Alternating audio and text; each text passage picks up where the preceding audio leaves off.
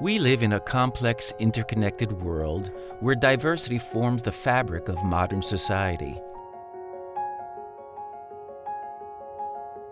Many countries find themselves in need of having to rethink policies regarding religious matters in order to manage the multi-faith diversity that characterizes their polity.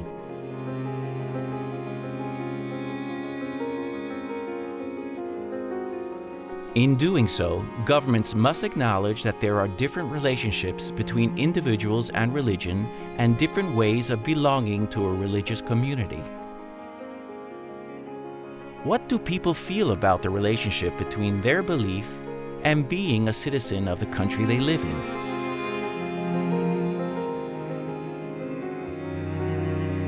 How do these feelings change when they belong to a religious minority rather than to a majority?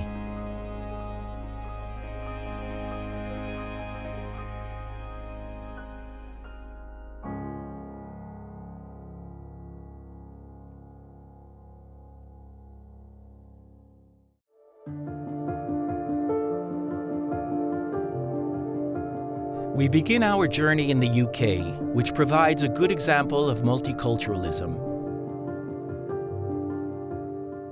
The United Kingdom is comprised of a union between England, Scotland, Wales, and Northern Ireland, with a total population of about 66 million.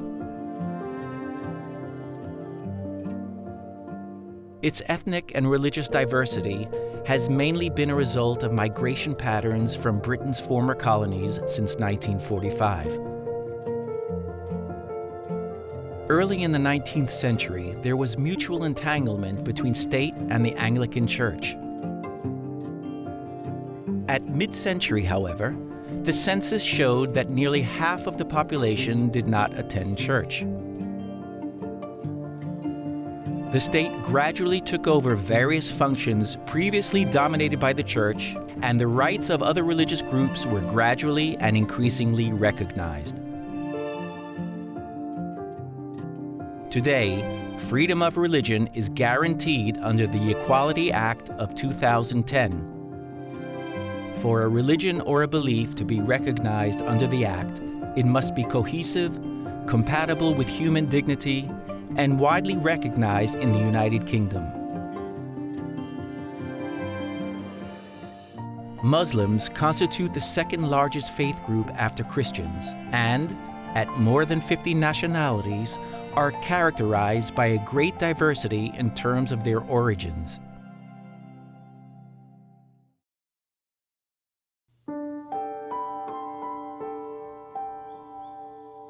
Religion means an awful lot to me as an individual.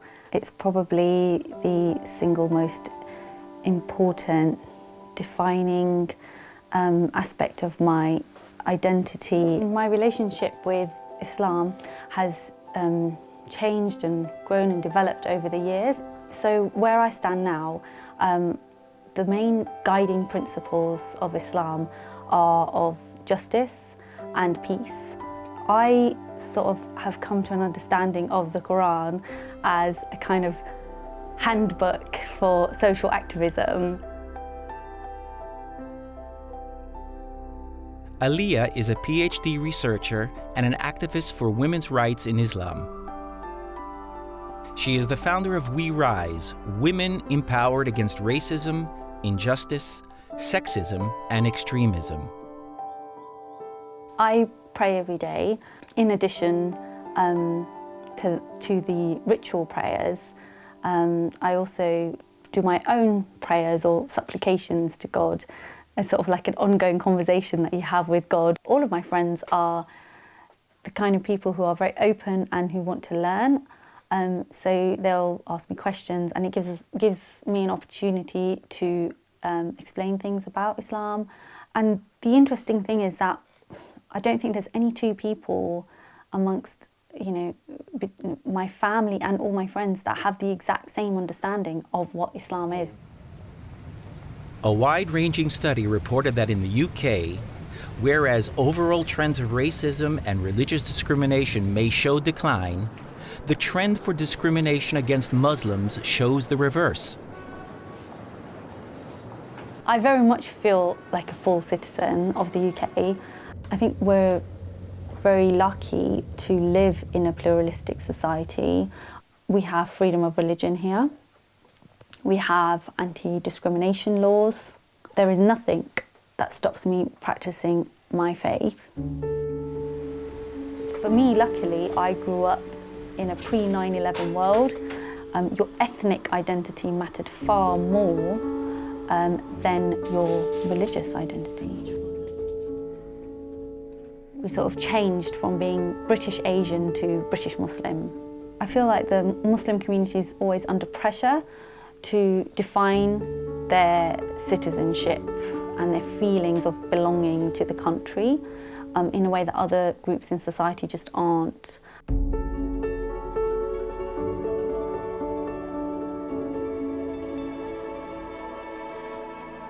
Government agendas such as the Prevent strategy have created a lot of fear and mistrust of the government amongst Muslims with valid reasons.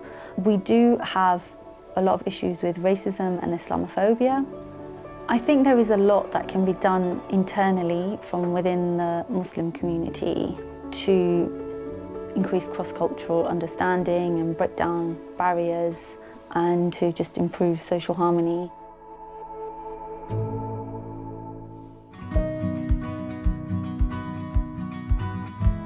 In the UK, since the 1960s, there has been a significant decline in those identifying with Christianity, as well as church membership and attendance. In the last census, 14% of the British population chose no religion. Humanists UK is a British association that was founded in 1896 and operates to bring non-religious people together. Humanism is a non-religious philosophy based on liberal human values.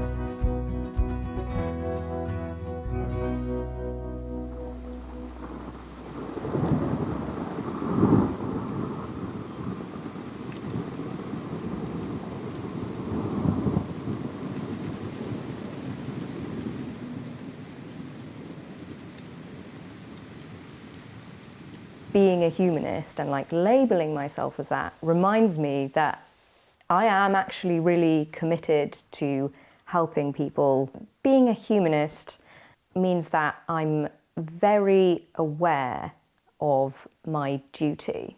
I think it's extremely important to go out and talk to people and engage and have a political movement behind improving people's lives. Jenny works as a software engineer in Bristol.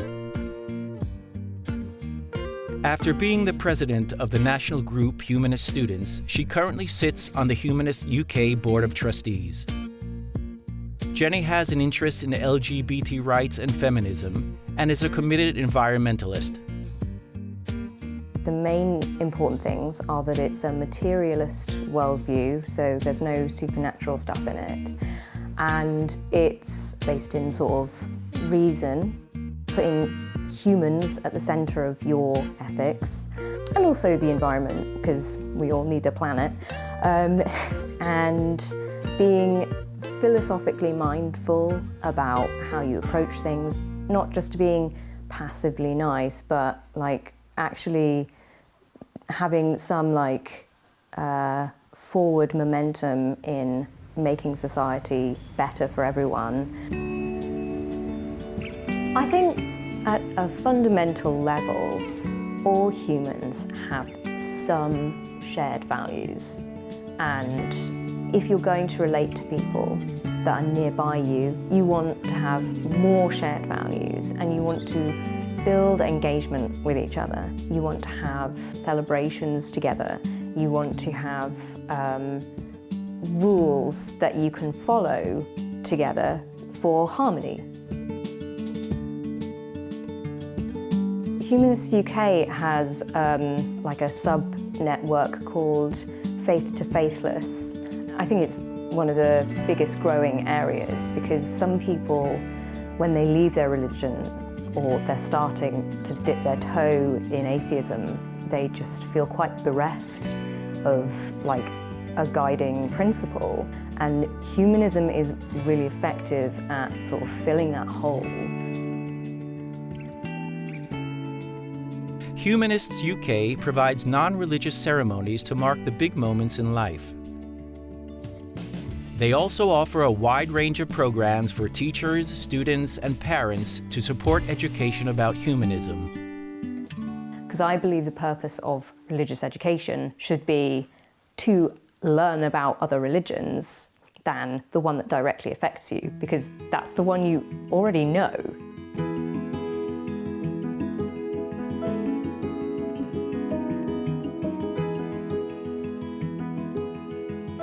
In the UK, we have kind of an interesting relationship with religion, where there's a state religion. Actually, about half of people are non-religious.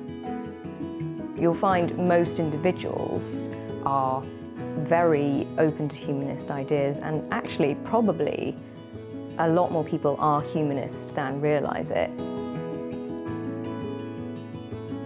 I think just the fact that man is a social creature. Humans want to like each other and fundamentally want each other to be okay.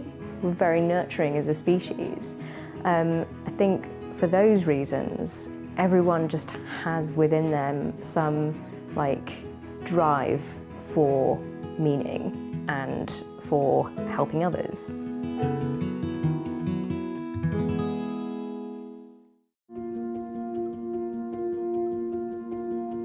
We are now in Hungary, a country that, due to its geographic location, has historically had contact with different religious influences. Only recently has the constitution been modified to declare the role of Christianity as a central element for the preservation of the Hungarian nation. Hungary is a member of the European Union and has a population of about 10 million. Ethnically, Hungary's population is fairly homogeneous. The former communist regime merely tolerated different religious faiths, putting them under strict governmental control. After 1989 and the fall of communism, Hungary established a multi-party democracy with freedom of worship. In the last decade, the country has witnessed a fear of uncontrolled immigration. The modification of the Constitution in 2011 gave a special role to Christianity, and as a result, the neutrality of the state towards different faiths has symbolically declined. Only certain religions are officially recognized by the state as established churches, a status issued by the government and parliament. The Catholic community is the largest faith group. However, Hungarian society is becoming increasingly post-Christian because in people's daily lives, religion doesn't play a prominent role anymore. In fact, many citizens only formally belong to their religious community.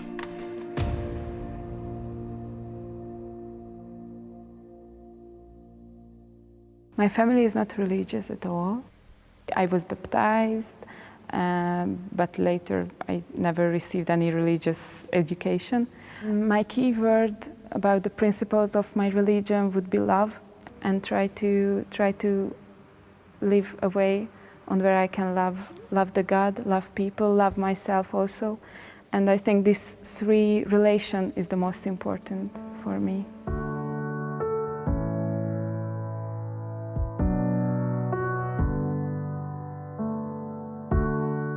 Dorka, as many other young Hungarians, has been raised in a family that is not very religious.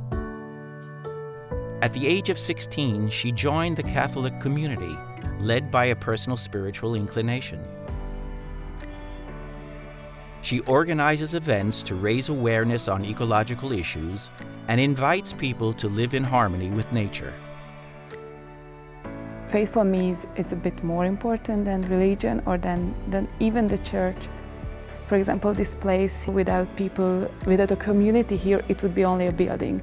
But with people, and the religion also with people and with faith, it makes sense.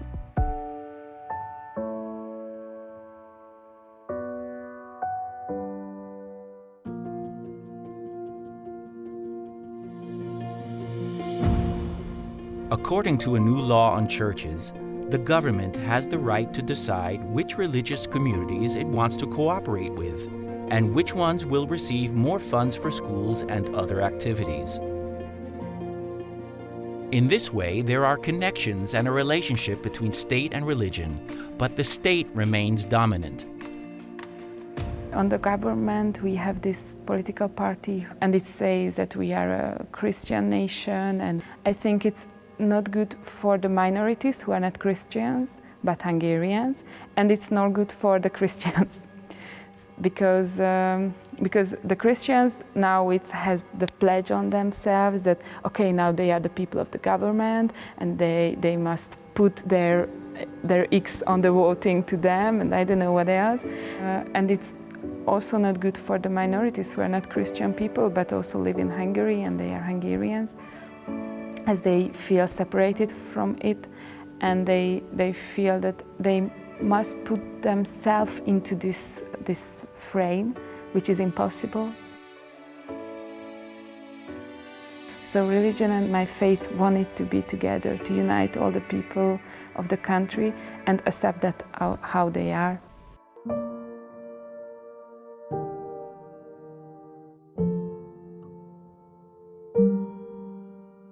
The Hungarian Jewish community was decimated during the Holocaust. Nowadays, it is one of the smallest communities recognized with the status of established church and has a population of about 100,000 people.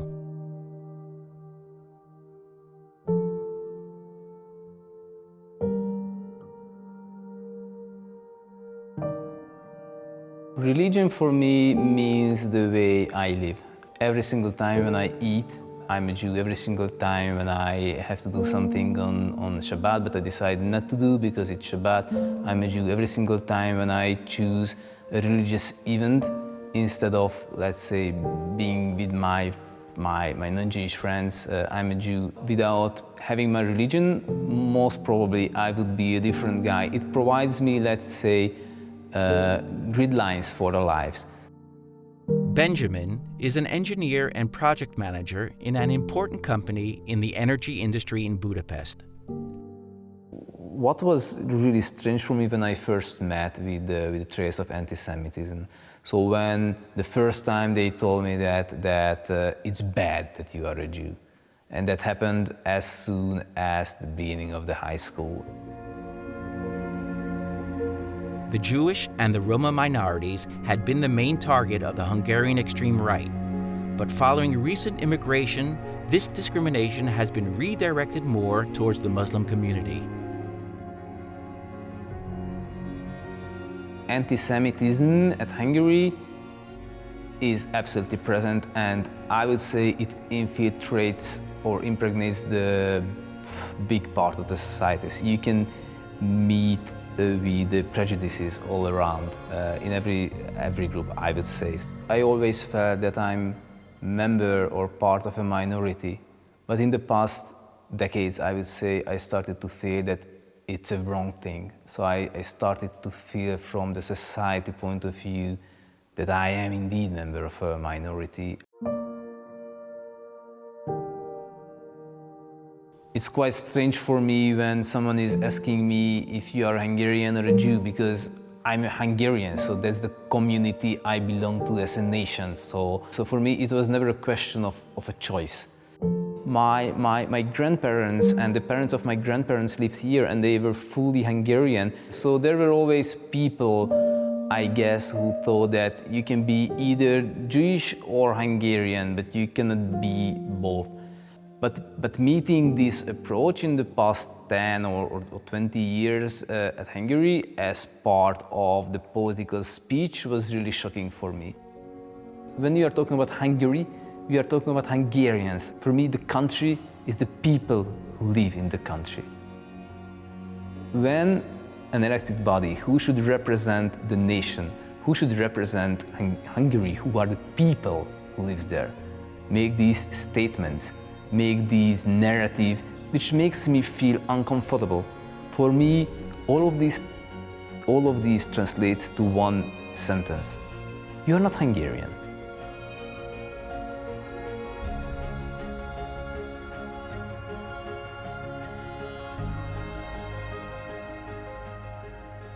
Do I want my children to be raised in this country? And it's not because I don't want my children to be Hungarian. I want my children to be Hungarian. It's a question, if the others want my children to be Hungarian.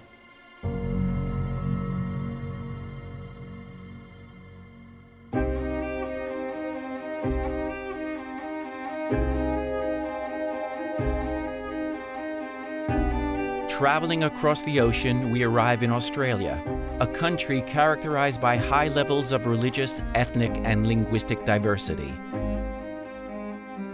This is the consequence of federal policies promoting multiculturalism and immigration since the 1970s.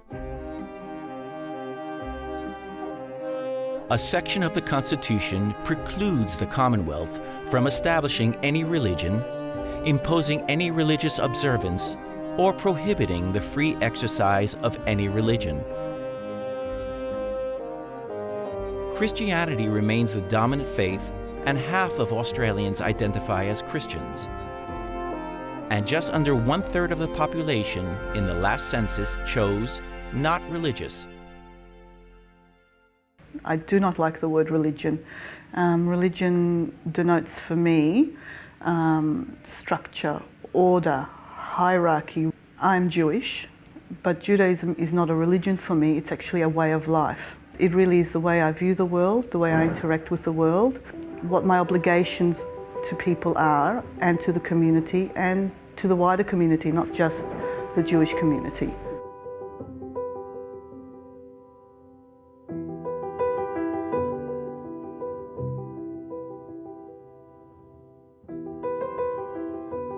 Among the many minorities present in the country, the Jewish community makes up less than 1% of the Australian population.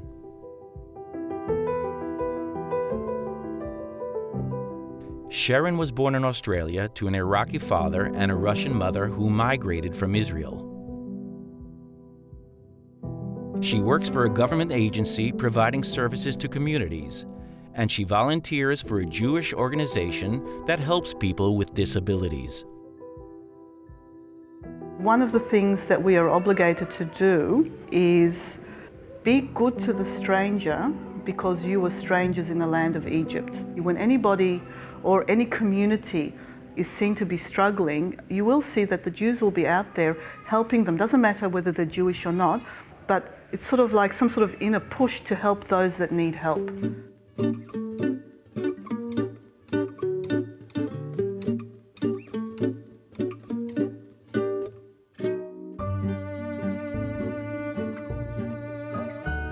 אשת חיל נמצא, רחוק אותי ממכרה, בטח בו לבעלה ושלא יחסר, בלת טוב ולא רע, כל ימי חייה, דרשה צמר פשתים, תעשו חפץ כפיה, הייתה כיוניות סוחרת בחג תביאי, לחמה, ותקום... Sabbath, it's a very important part of how I practice my belief system.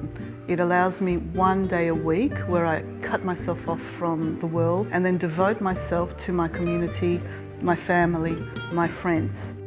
It actually is a springboard for how we'll interact for the rest of the week with the world as well. You see who needs something in your community. This is where you find out what's going on.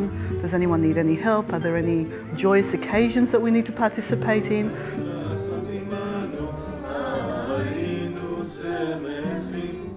The way the Australian society supports my living my authentic Jewish life is basically by leaving me alone.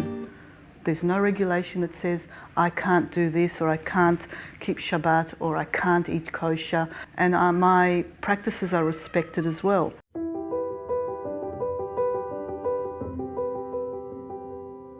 We are obligated by Jewish law to follow the laws of the land. We're supposed to bless the leaders in good health. So the way we also approach how we live in as a minority, if you want to say, in a broader Christian culture, is that we actually have to respect where we are. You are part of this country, you're not separate from, and you have to become a part of the country. You have to keep the laws of the land, not the laws of the land change for you.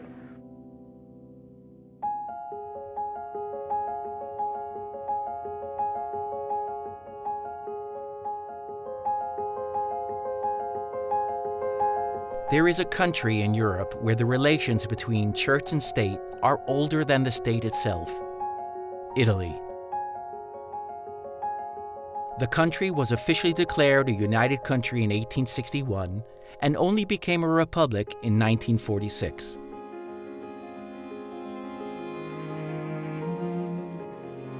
Italy's population is now about 60 million people. The Catholic Church and the Vatican State have played a central role over the centuries.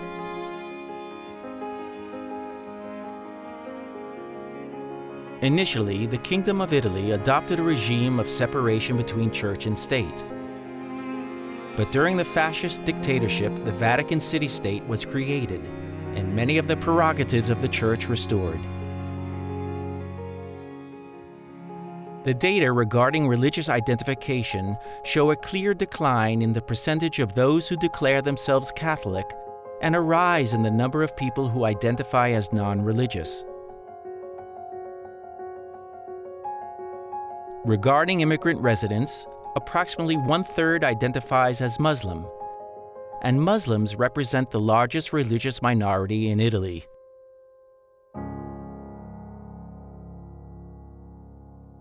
Io ero piena di domande e molte risposte le ho trovate nell'Islam.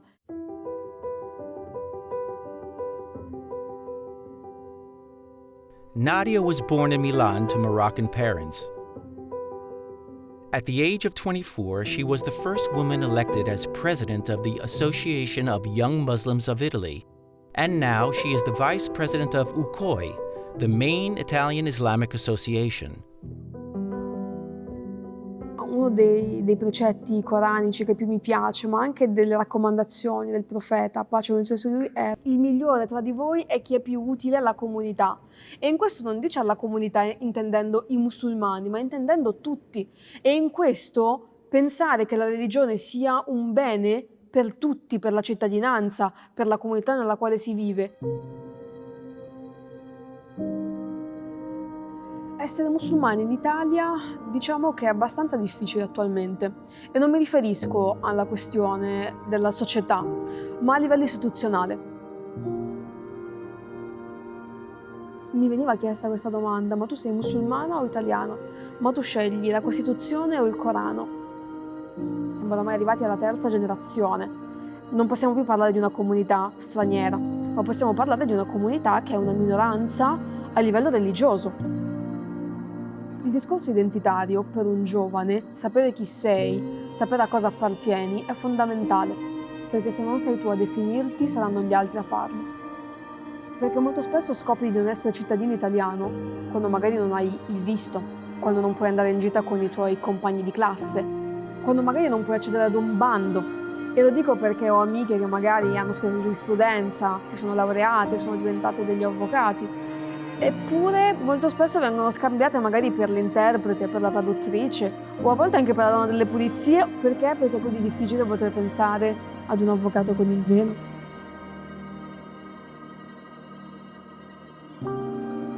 Il velo non deve essere un limite, ma al tempo stesso il velo non deve essere visto come una bandiera. Il velo per me è un insieme di valori nei quali credo. Questo non vuol dire che una donna che non porta il velo non sia musulmana. The Italian Constitution does envision the possibility for non-Catholic religious groups to enter into an agreement with the Italian state. But ultimately, the power to initiate negotiations lies with the Italian government. No agreement nor recognition exists for Muslims. Su 1300 luoghi di culto che sono sale di preghiera, solo meno di 10 sono riconosciute come moschee. che questi luoghi delle sale di preghiera che voi vedete sono tutti autofinanziati dalla comunità, è che la religione non si vive fuori dal contesto.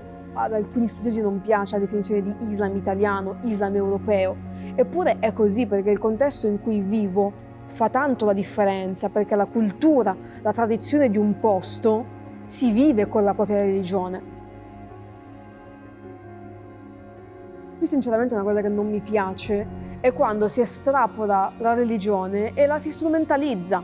No, non puoi andare in bicicletta perché sei una donna, perché magari per alcuni musulmani all'estero, in altri paesi, era visto come qualcosa di negativo andare in bicicletta. Io, milanese, figlia di un ciclista, ci mancherebbe che mi dici di non andare in bicicletta.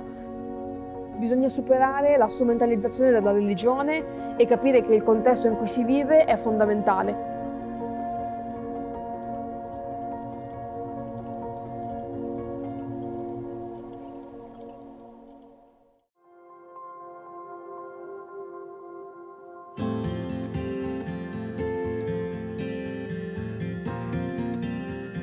The Waldensian Evangelical Church was a pre-Protestant domination founded in the 12th century in Italy. After centuries of persecution, the church complied with Calvinist theology.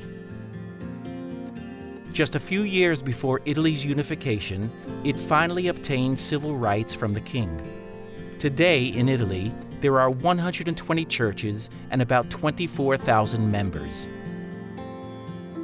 Se devo dare un'accezione positiva alla parola religione, la associo alla fede.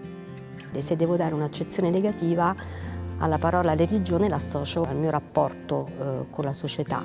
L'ho associata sempre al mio essere diversa, quindi appartenente a una minoranza in una società più ampia, una società di maggioranza. Mirella is a member of the Waldensians community of Rome. She works as an inclusion officer for the program Erasmus+, and she is a member of the church choir.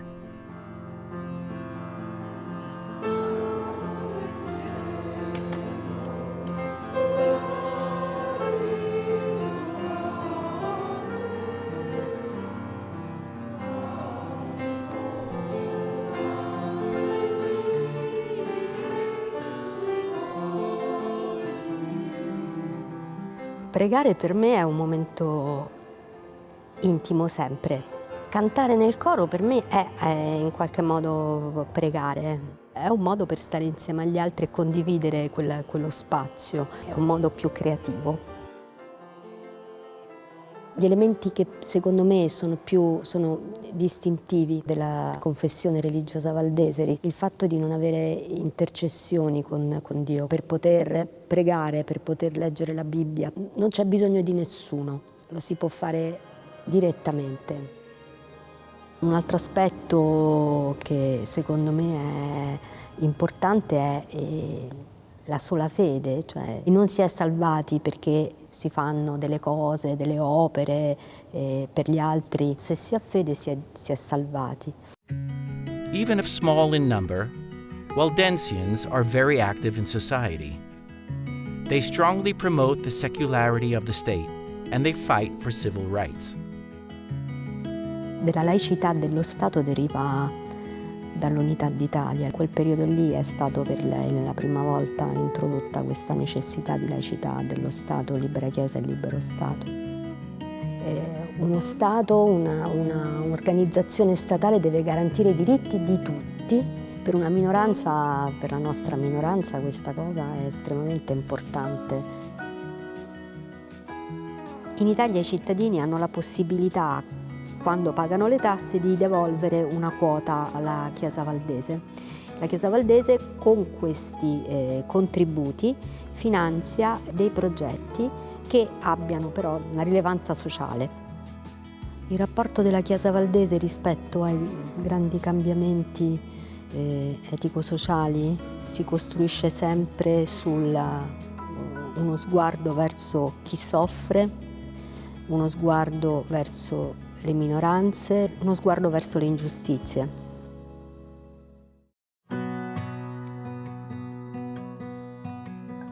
We move to Bulgaria, where despite the communist period, its strong Christian roots are still visible. Orthodox Christianity was established as the official state religion of the medieval Bulgarian state in the 9th century. Since then, it has had a significant influence on the formation and development of Bulgarian cultural identity. From the struggle of Bulgarians for liberation from the Ottoman Empire to the establishment of the independent national Bulgarian state in 1878. During the socialist period, Bulgarian society was subjected to a process of forced secularization. According to the current constitution of 1991, Bulgaria is established as a secular state.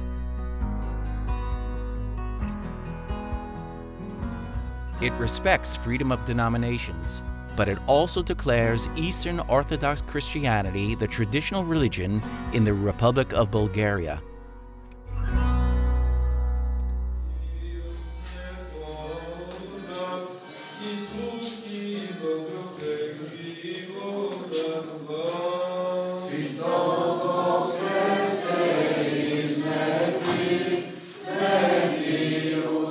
Being Orthodox Christian is something what forms all my life.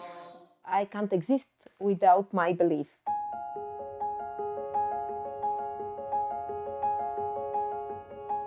There is one principle in Christianity, and this is the law of love, which says that you can't love your God without loving all the other people around you.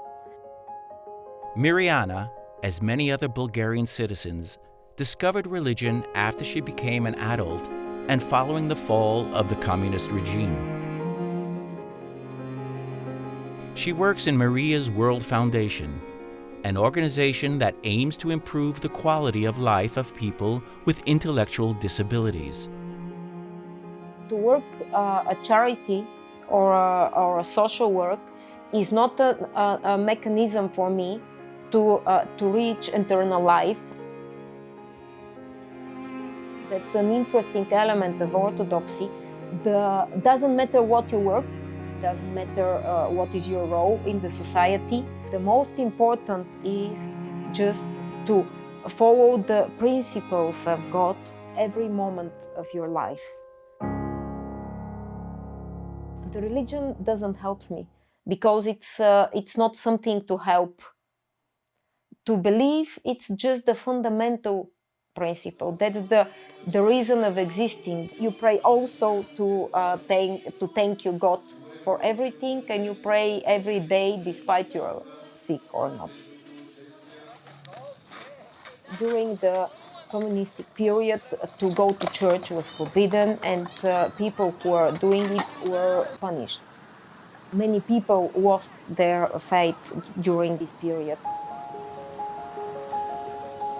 While the majority of Bulgaria's population is highly secularized, religion is extremely influential as it constitutes an important component of cultural identity.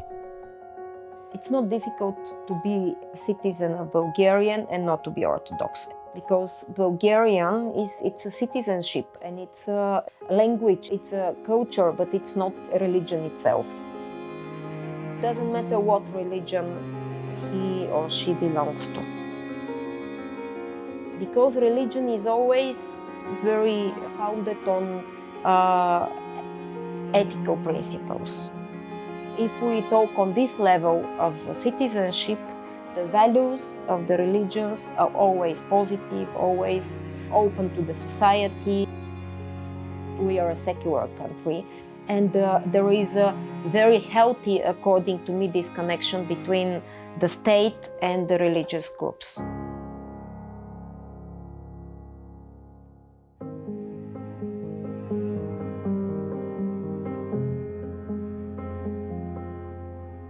In the northwest of Africa, we find a country where the dominance of Islam has had a great influence on the country since the 7th century. After being a French and then a Spanish protectorate, it gained independence in 1956. Since then, Morocco has been a constitutional monarchy. Because of its recent history, Morocco represents a sort of exception within the Arab world. Even if the real powers of the country are held by the king, Morocco is considered a democracy. It has a multi-party system, local and national elections, and a parliament which has formally functioned since the 60s. Religious affiliation in the country is estimated to be 99% Muslim, but the statistics do not provide any information on the number of non-practicing Muslims.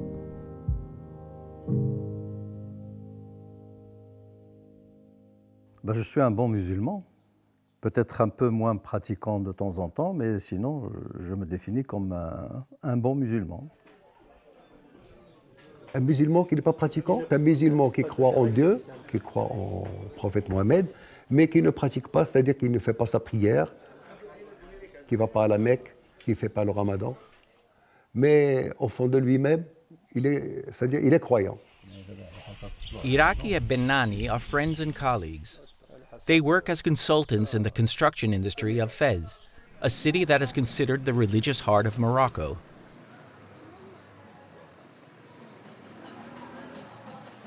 Les Marocains, y compris moi, nous sommes profondément religieux. La religion, on la retrouve dans notre langage. Donc, comme je suis né musulman, j'aimerais bien, c'est-à-dire je veux que mes enfants soient musulmans, mais je leur donne la liberté, c'est-à-dire je leur montre les principes de la religion, mais ils sont libres de choisir et de faire ce qu'ils veulent. Alors, quelles sont les valeurs qui guident ma vie? Je crois que ce sont des valeurs universelles. Et c'est des valeurs qu'on retrouve aussi dans notre religion. Bon, l'amour de l'autre, le respect de l'autre, accepter les gens comme ils sont. The relation between politics and religion in Morocco has always been very deep. A clear sign of that is the existence of the Ministry of Habous and Islamic Affairs. On est dans un environnement qui est le nôtre. La religion, elle est automatiquement une religion d'État. La religion, elle gère des lois fondamentales au niveau de la société. Je pense par exemple à l'héritage. Le ministère des Habous et des Affaires islamiques est très important pour nous parce que comme la plupart des Marocains sont des croyants, donc ils ont une partie de leur argent qui est donnée au ministère des Habous et c'est lui qui se charge des salaires, de la construction des mosquées. Il fait beaucoup de bienfaisance pour des gens qui n'ont pas les moyens. In 2004, King Mohammed VI declared an official reform of the religious sphere. The Islamic education system was reformed, starting with a huge program of education of imams.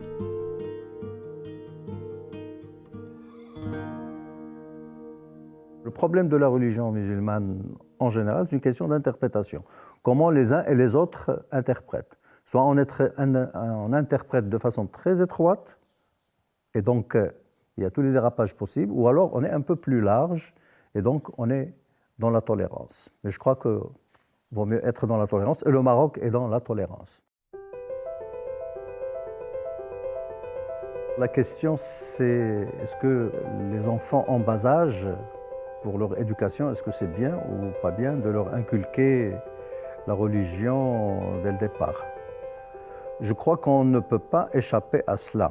D'abord parce que nous sommes dans un pays musulman. Alors là, il y a, je crois, que des aménagements qui ont été faits et on explique plutôt les choses qu'on retrouve dans la religion de partout.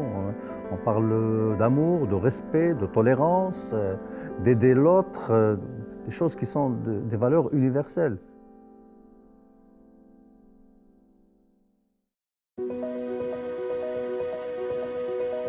Now we are going to India, the most populous democracy in the world, with a total population of approximately 1.3 billion.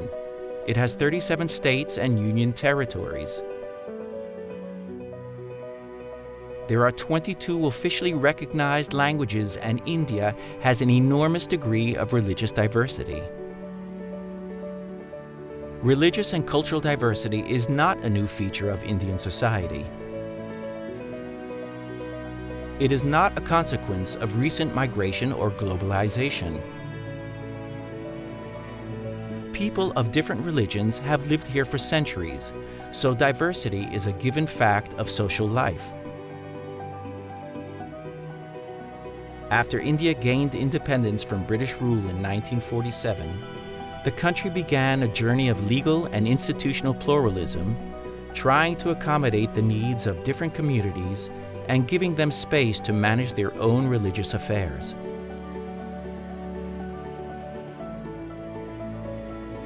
The new constitution guaranteed freedom of conscience and the right to profess, propagate, and practice religion.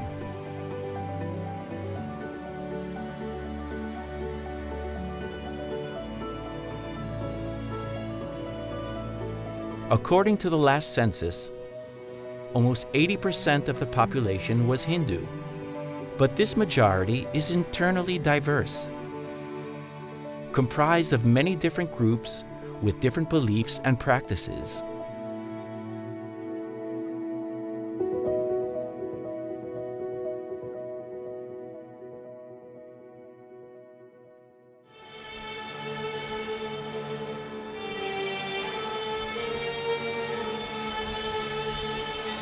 সেটা হচ্ছে যে এই ধর্মে বলছে যে মানুষকে সেবা করতে হবে, সেবা করলে হবে। আর প্রত্যেক মানুষের মধ্যেই ঈশ্বর রয়েছেন, তাহলে ঈশ্বরের সেবা হবে। শুধু মন্দিরে যে পুজো করলেই সেবা হবে না, সেই সেবা করে তাদের মানে আর্থিক দিক, তাদের অন্ন, বস্ত্র এবং থাকার জায়গা এইসব যাতে হয় তার ব্যবস্থা করলে সেটাই আসল ধর্ম পালন করা হবে। NIRMAL Chandra, a lawyer and a journalist, is a prestigious member of the Hindu community in Panagar, a small city near Kolkata in West Bengal. কারণ ভগবান সব জায়গাতেই রয়েছেন এবং তোমার কাছেও রয়েছে, আমার কাছেও রয়েছে, সবারই কাছেই রয়েছে। তা সেই ভগবানকে দেখবার জন্যে চেষ্টা করতে হবে। আসলে আমি যদি আমার ভেতরে যে সোল রয়েছে, সেই সোলে ঈশ্বর রয়েছে, সেই ঈশ্বরকে দেখবার চেষ্টা করি, তাহলে প্রচুর ত্যাগ স্বীকার করে যেতে হবে।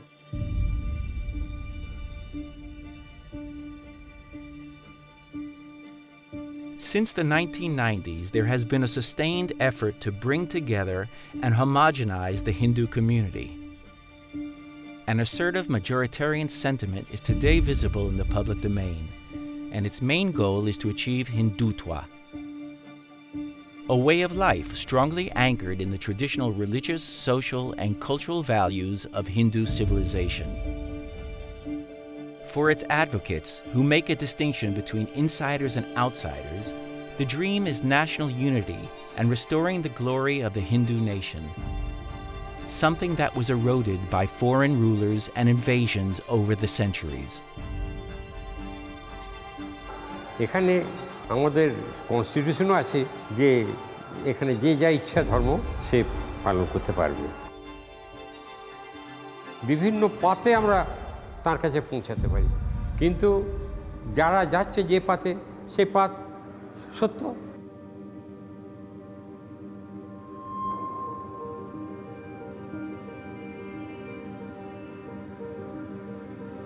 ইনস্টিগেট করে চায় যে ঝামেলা লাগুক এক ধর্মের সঙ্গে আরেক ধর্মের, এবং তারা ঠিক আসল মানুষ নয়, তারা দুষ্কৃতকারী।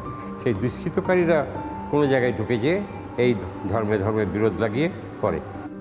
হিন্দু রাষ্ট্র যারা চায়, যারা বলে শুধু হিন্দুদেরই গুরুত্ব থাকবে, তারা প্র্যাকটিক্যালি সঠিকভাবে হিন্দু ধর্ম পালন করে না, সেই জিনিসটা চাই না। এই হিন্দুদের আলাদা যদি বলা হয়, তাহলে জিনিসটা অন্যরকম দাঁড়িয়ে যায়। প্রত্যেকেরই যেখানকার যারা নাগরিক তাদের প্রত্যেকেরই উচিত এগিয়ে এসে ভারতবর্ষের কল্যাণ বা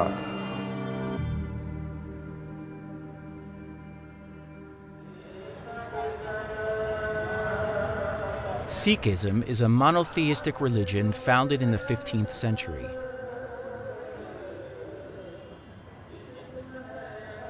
In India, Sikh people represent nearly 2% of the population, about 25 million citizens.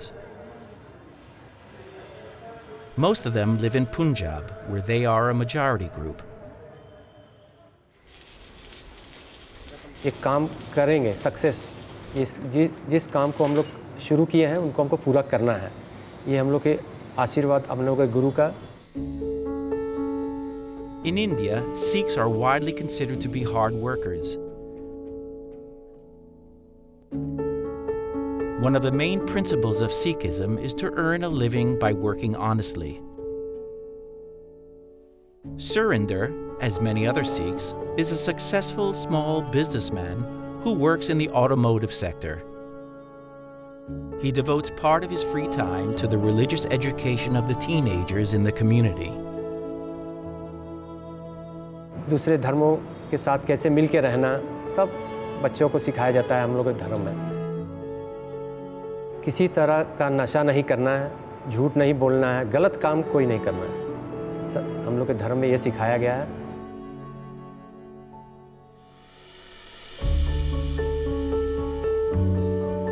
Sikhism ये ऐसा धर्म है जो दूसरों को आपस मानव जीव सभी मानवों के साथ प्रेम से रहने का सिखाता है। ये ऐसा धर्म है जो किसी को नफ़रत नहीं सिखाता हम लोग को, क्योंकि हम लोग की जो होली बुक है मैंने बानी गुरु ग्रंथ साहब उसमें लिखा हुआ है एक ओंकार। सिख धर्म ऐसा धर्म है जो सब समाज सेवा में सबसे आगे है। कहीं भी कुछ हो जाए, तूफ़ान, बाढ़, कोई भी समस्या हो, हमारे सिख भाई आगे बढ़कर सहायता करने पहुंच जाते हैं। हमारी बहुत सी सोसाइटी हैं, जैसे गरीब लड़कियों की शादी करानी, बहुत बच्चे हैं जो पैसों के कारण पढ़ नहीं सकते हैं, सिर्फ सिखों के नहीं, दूसरे धर्मों के लिए भी।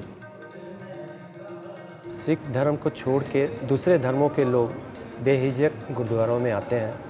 उन्हें किसी तरह की भी सहायता अगर की ज़रूरत हो, हम लोग आगे बढ़ के उनकी सहायता करते हैं।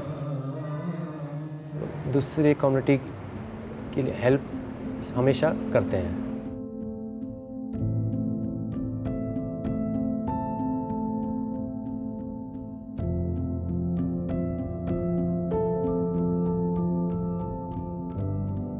For the Sikh community, the 1980s was the most troubled and trying period in recent history.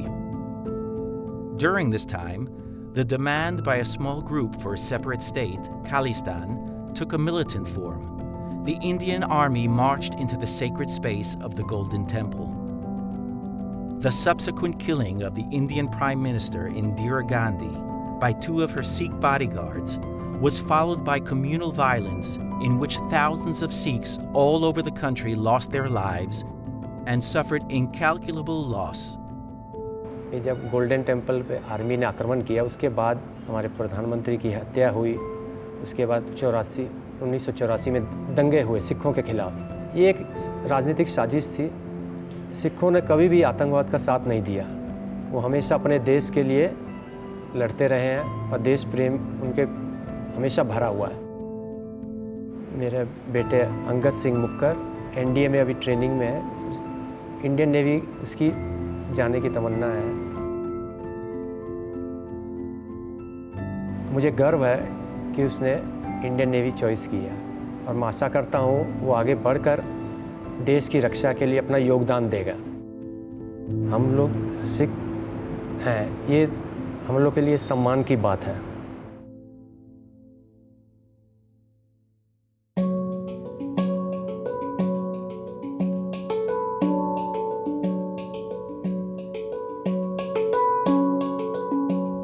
Buddhism in India has a very long history, more than 2,000 years. At the end of the 50s, after Tibet was incorporated into the People's Republic of China, thousands of Tibetan Buddhists left their country and sought protection as refugees in different parts of India, like Darjeeling. Cultivate virtuous deeds. Do good work. Subdue your mind. Conflicting arising thoughts, you should have control over it. This is the teachings of the Buddha. TEINLAY is a doctor and the director of the Chagpuri Tibetan Medical Institute at the University of Tibetan Medicine in Darjeeling, in the northeast of India. The Tibetan Buddhist community tries to preserve its original culture, and it has obtained official recognition of its medicine from the Indian government. I feel that it's important that one must be able to preserve your own language, your culture, because if we don't do it, again, it would be lost and then there'd be nothing for the next generation to carry forward. In 1959, when tens of thousands of Tibetans arrived in India, we were in a very foreign land, in a foreign culture, foreign language. The government of India and the people of India have been very supportive and receptive to the Tibetan community as a whole.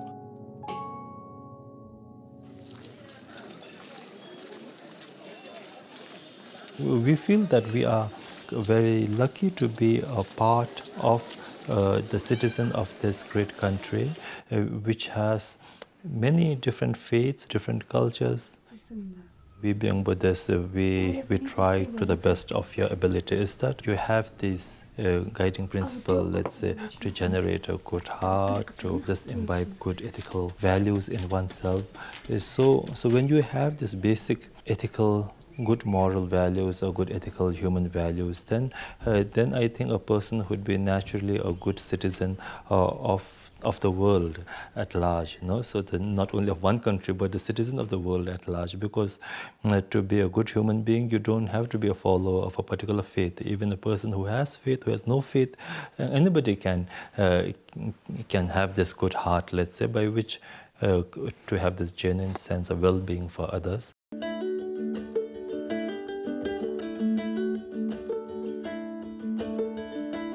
We would think that it's very important that whichever country you go to, like, so that becomes a second home, and then we should owe our sincere gratitude to that country, to the people of that country who have welcomed you.